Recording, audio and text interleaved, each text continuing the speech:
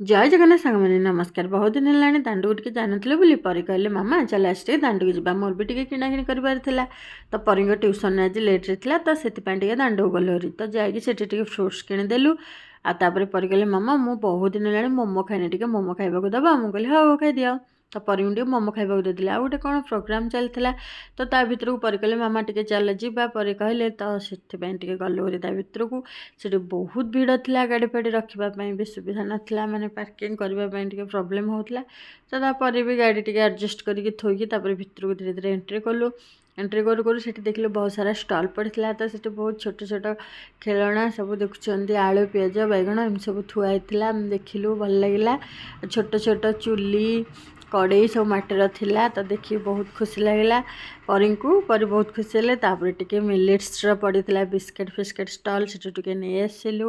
ତ କିଣାକିଣି ସାରିଲା ପରେ ବାହାରକୁ ବାହାରିଲା ବେଳେ ପରି କହିଲେ ମାମା ଟିକେ ଖେଳିବି। ତ ପରିଙ୍କୁ ଟିକେ ଖେଳିବା ପାଇଁ ଦିଆଗଲା ସୁଯୋଗ ଡିଆଁବା ପାଇଁ। ଶେଷରେ ପରିଙ୍କର ଖେଳ ଥିଲା। ଆମର ଭିଡ଼ିଓଟି ଆଜିର ଏଇଠି ଶେଷ ହେଲା। ଯଦି ଭିଡ଼ିଓ ଭଲ ଲାଗିଲା ଲାଇକ୍ କରିଦିଅନ୍ତୁ। ଜୟ ଜଗନ୍ନାଥ।